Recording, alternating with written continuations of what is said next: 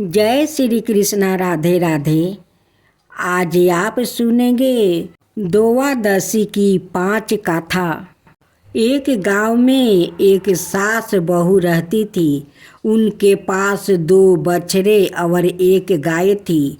बच्चे बरस यानी बस्ते द्वादशी के दिन सास ने सुबह बहू से कहा कि मैं गाय को चराने वन में जा रही हूँ, तुम गेहूँ लाकर पका लेना और धान उछेर लेना। बहू किसी काम में बेबस थी और सास की पूरी बात समझ नहीं पाई। उसे लगा कि सास ने कहा है कि जो बछड़े हैं गेहूँला और धेनुला उनको पका लेना। पहले यह बहू को ठीक नहीं लगा, लेकिन फिर उसने सोचा कि सास की बात नहीं मानेगी तो सास नाराज हो जाएगी। सास के भय से बहू ने दोनों बछड़े को काट कर पकाने के लिए चूल्हे पर चढ़ा दिया। इतने में सास वन से गाय को जल्दी से चरा कर ले आई, क्योंकि बच्चे बारस का पर्व था। सास के लौटने पर बहू ने कहा कि बछड़े और आगे कुछ बोलना चाहती। तभी सास ने बात को बीच में काटते हुए कहा कि पहले गाय की पूजा करेंगे, फिर बछड़े की। बहू को समझ में आ गया कि उससे बहुत बड़ी भूल हो गई है। वो घबरा गई और भगवान से अपनी भूल के लिए क्षमा मांगने लगी और कहने लगी कि हे भगवान, मेरी लाज रखो, मुझे क्षमा करो। भगवान को बहू की भोलापन और सच्ची प्रार्थना पर दया आ गई और बछड़े जीवित होकर हंडी से निकल बाहर आ गया। इसके बाद से संतान की सलामती के लिए माताएं बच्चे बारस यानी बस्ते द्वादशी का व्रत रखने लगी। अब दूसरा द्वादशी बस्ते द्वादशी साहूकार की। एक साहूकार ने एक तालाब बनवाया, लेकिन इसमें जल नहीं आया।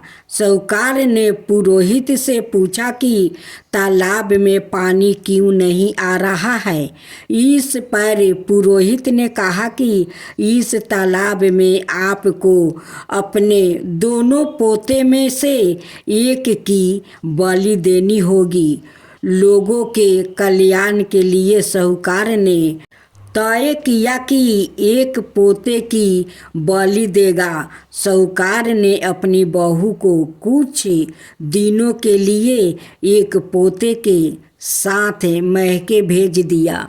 दूसरी ओर साहूकार ने एक बड़े यज्ञ का आयोजन किया, लेकिन बहू को इसकी सूचना नहीं दी।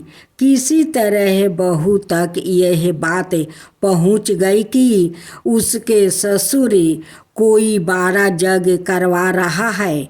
बहू ने सोचा कि काम की व्यवस्था में ससुर जी मुझे बुलाना भूल गया है, इसलिए मैं खुद ही ससुराल चली जाती हूँ। बहू के अचानक ससुराल पहुँचने पर सास ससुर घबरा गया। सास अपनी बहू को उसी तालाब के पास ले गई और वहाँ तालाब की पूजा करने के लिए कहा है। बहू ने पूछा कि उसके बेटा कहाँ है। सास ने कहा कि बच्चे आ जाएंगे, तुम पहले पूजा तो करो। इधर सास मन ही मन घबराई हुई थी। उस दिन बच्चे बारस का दिन था। सास ने मन ही मन भगवान से प्रार्थना की, हे भगवान, मेरे लाज रख लो। दूसरी ओर तालाब की पूजा के बाद बहू ने अपने दोनों बेटों बच्छराज और हंसराज दोनों को पुकारा। बहू ने देखा कि उसके दोनों बेटा कीचड़ में सने हुए आ रहे हैं। तब सास ने सारी बातें बता दी। बच्छराज बचते द्वादशी पर से जीवित लौट आया। कृष्णा राधे राधे। आज आप सुनेंगे शुक्रवार की व्रत कथा। यह व्रत शुक्र ग्रह की शांति के लिए किया जाता है, क्योंकि इसकी अनुकूलता से व्याकृत विद्वान, श्रेष्ठ वक्ता, राजनेता, सफल उद्योगपति बनता है।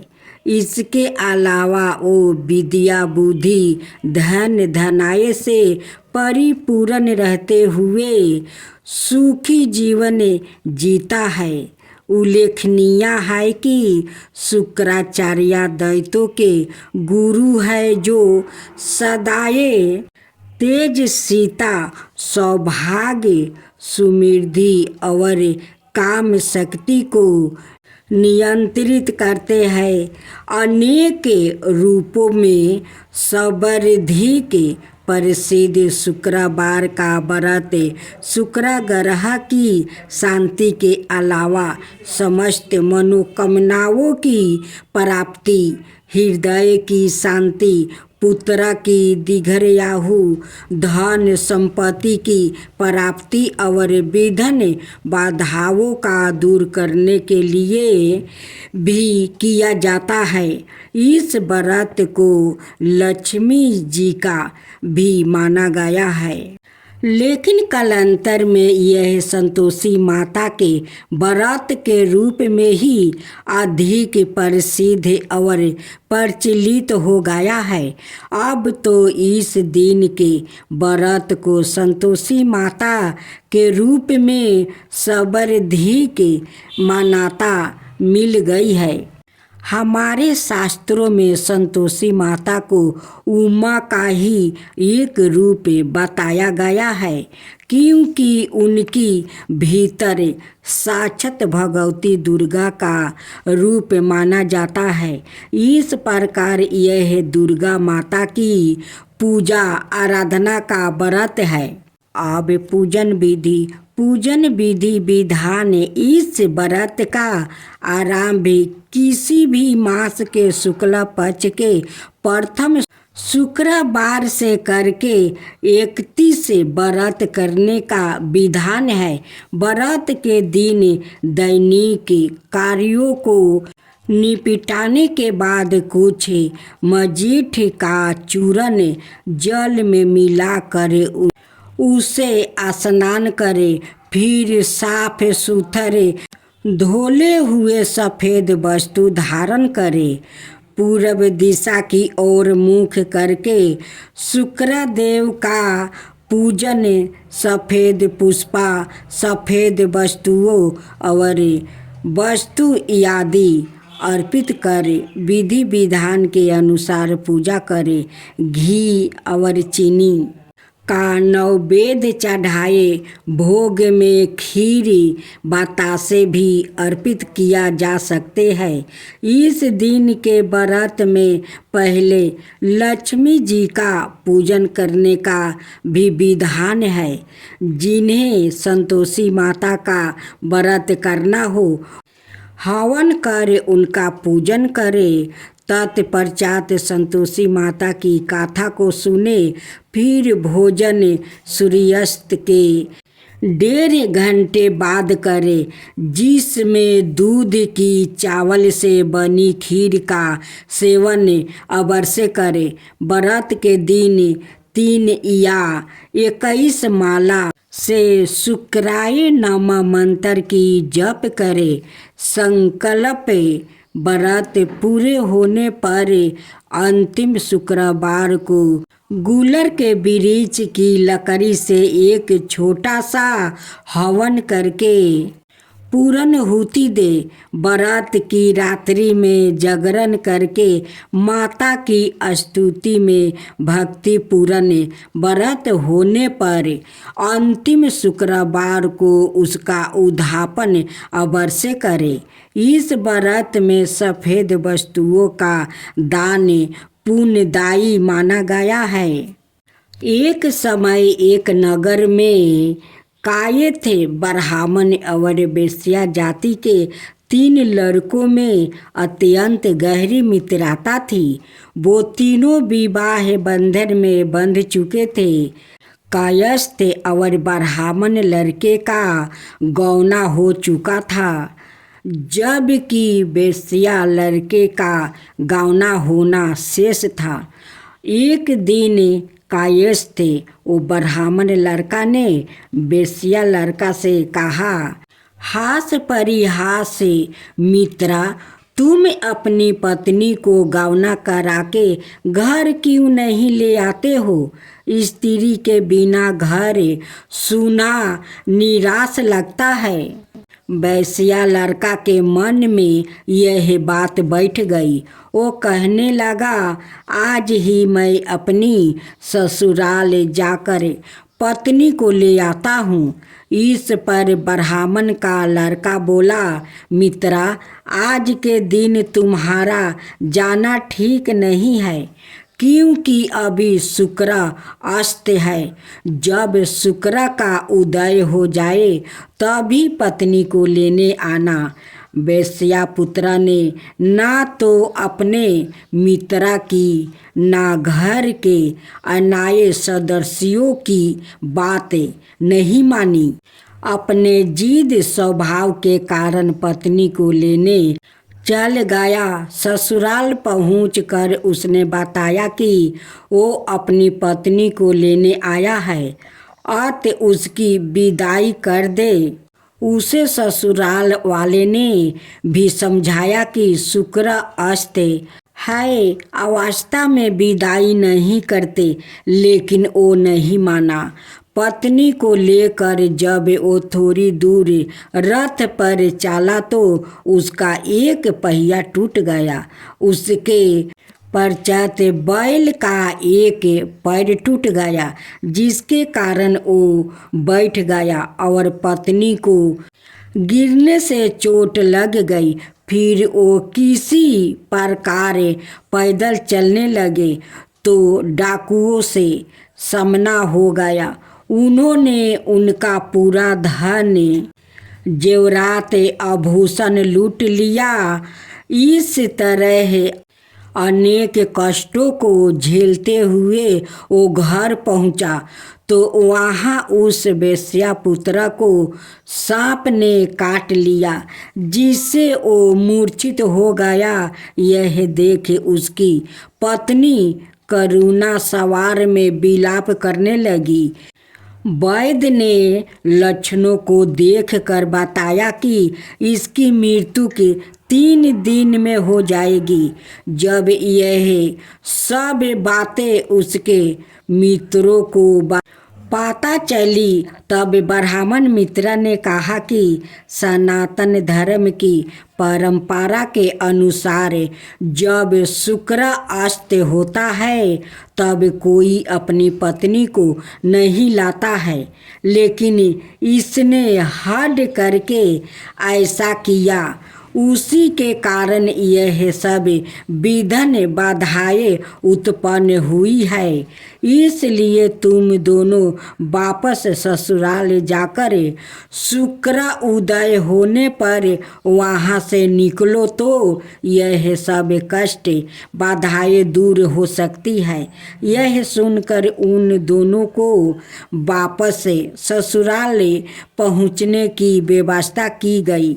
वहाँ पहुँचते ही वेश्या पुत्र की आंखें खुल गई और थोड़े उपचार के बाद वो सांप विष से मुक्त होकर स्वस्थ हो गया।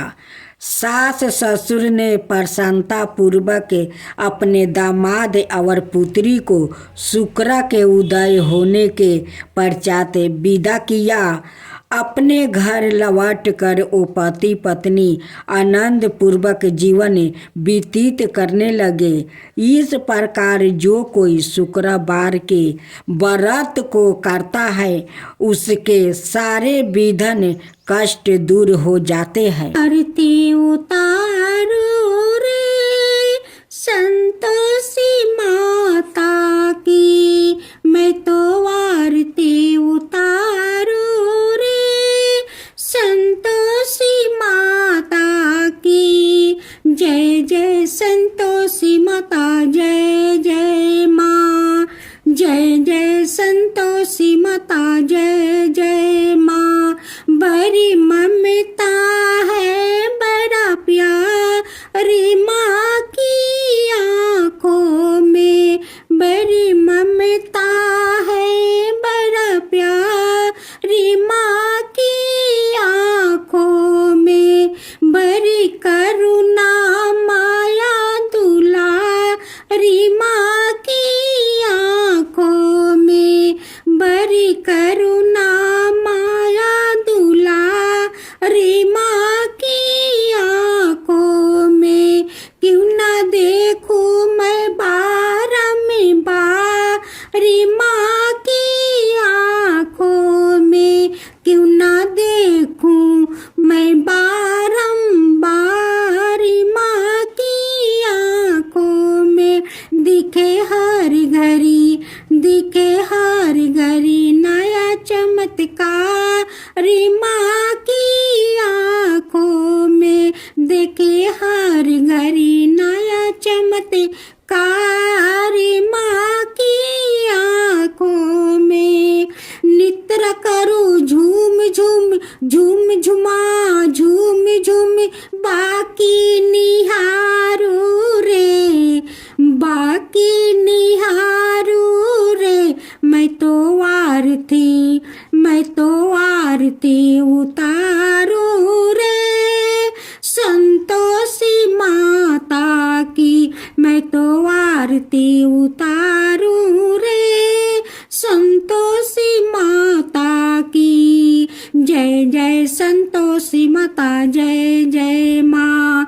जय जय संतोषी माता, जय जय माँ। सदा करके पुकारी माँ की मंदिर में, सदा करके पुकारी माँ की मंदिर में, माँ की मंदिर में। बड़े दान के भरे है भंडारी माँ की मंदिर में, बड़े दान के भरे है भंडारी माँ की मंदिर में।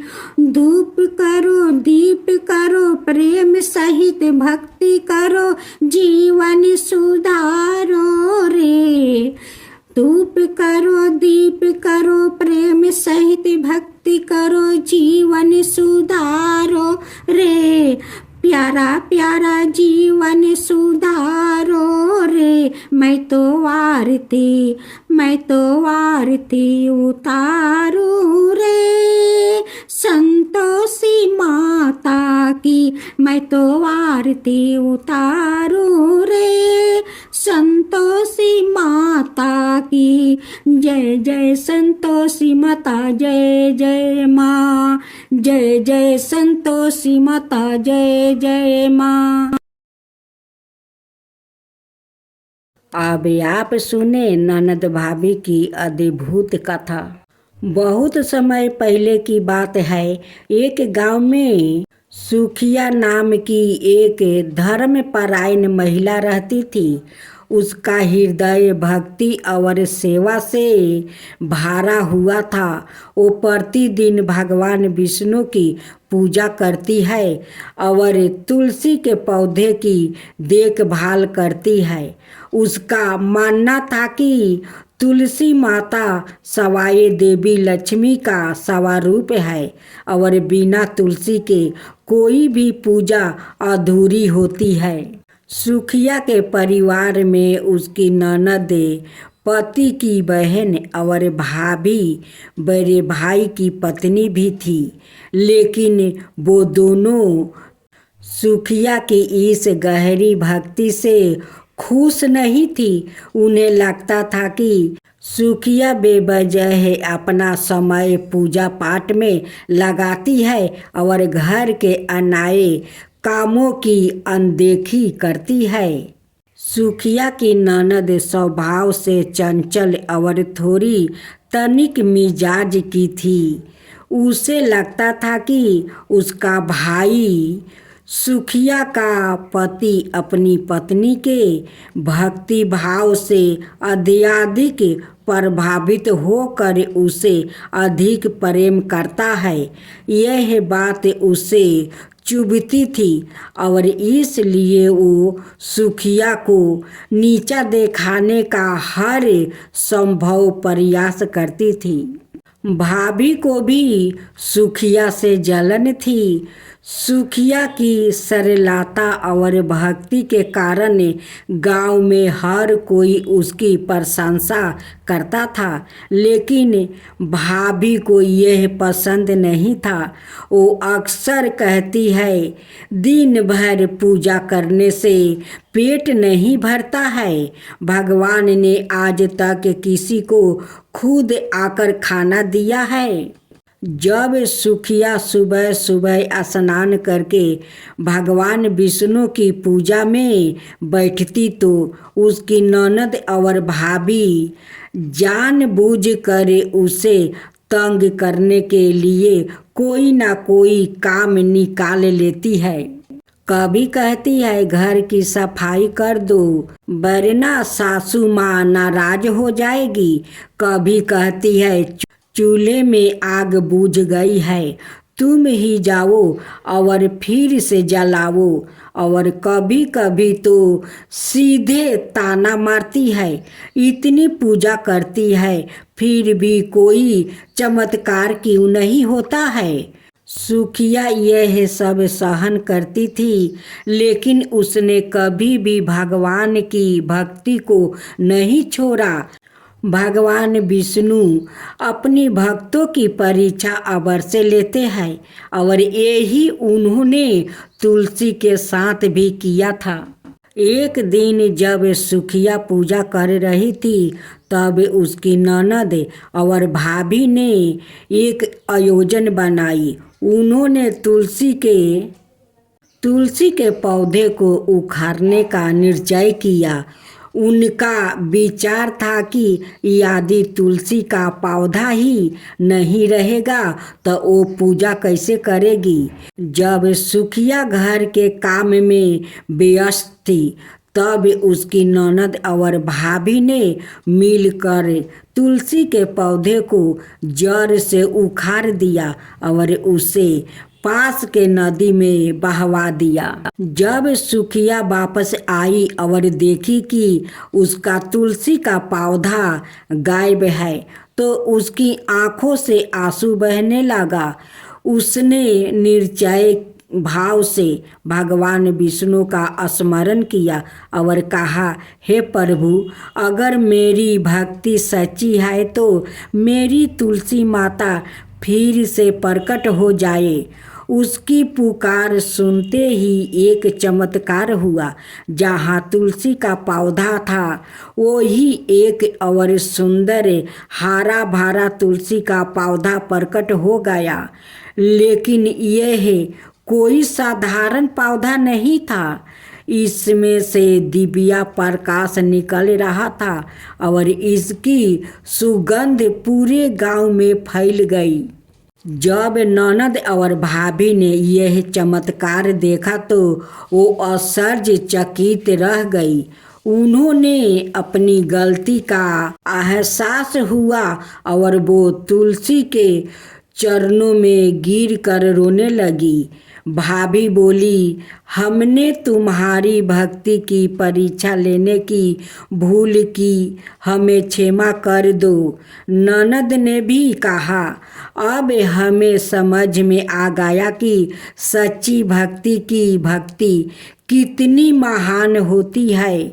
तुलसी ने उन्हें क्षमा कर दिया और उन्हें समझाया कि ईश्वर की भक्ति सच्चे हृदय से करनी चाहिए।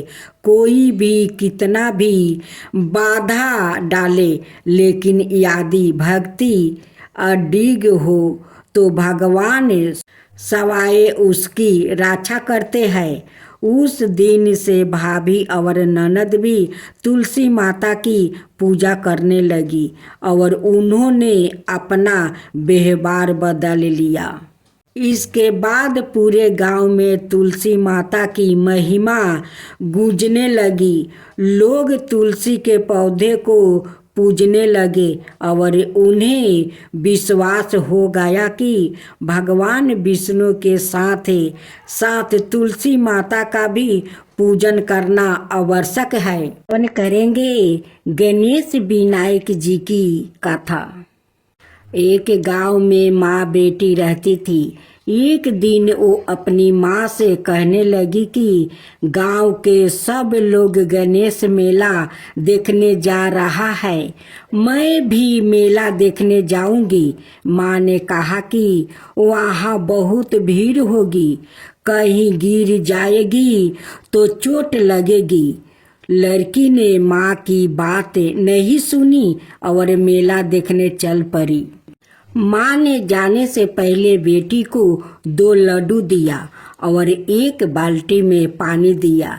माँ ने कहा कि 1 लड्डू तो गणेश जी को खिला देना और थोड़ा पानी पिला देना, दूसरा लड्डू तुम खा लेना और बच्चा पानी भी पी लेना। लड़की मेले में चली गई।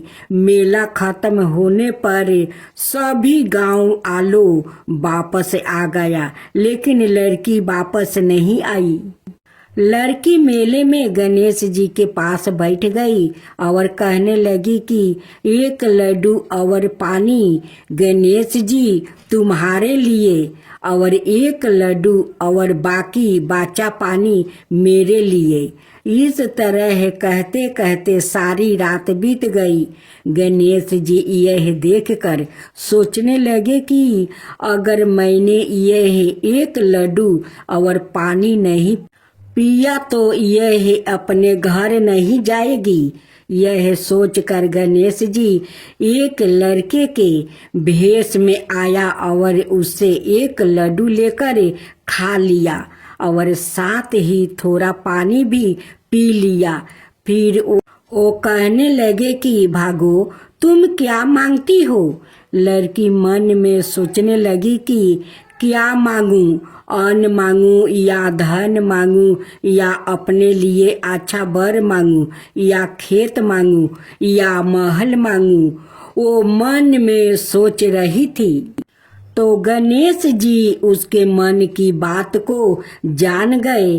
वो लड़की से बोले कि तुम अपने घर जाओ और तुमने जो भी मन में सोचा है वो सब तुम्हें मिलेगा।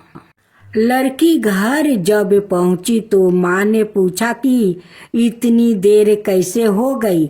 बेटी ने कहा कि आपने जैसा कहा था मैंने वैसा ही किया है और देखते ही देखते जो भी लड़की ने सोचा था वो सब कुछ हो गया। अब आप सुनेंगे लक्ष्मी जी की व्रत कथा। एक गांव में एक साहूकार रहता है। साहूकार के एक बेटी थी। वो हर रोज पीपल सींचने जाती है।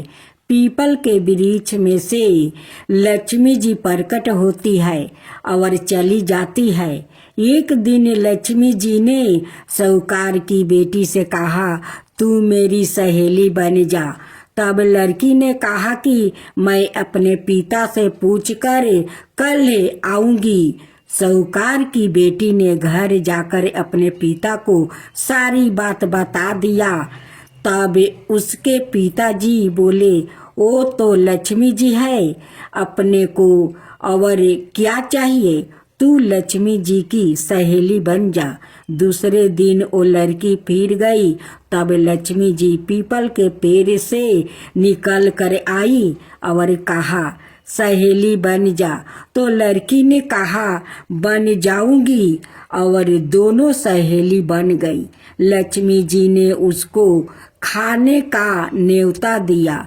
घर आकर लड़की ने माँ बाप को कहा कि मेरी सहेली ने मुझे खाने का न्योता दिया है।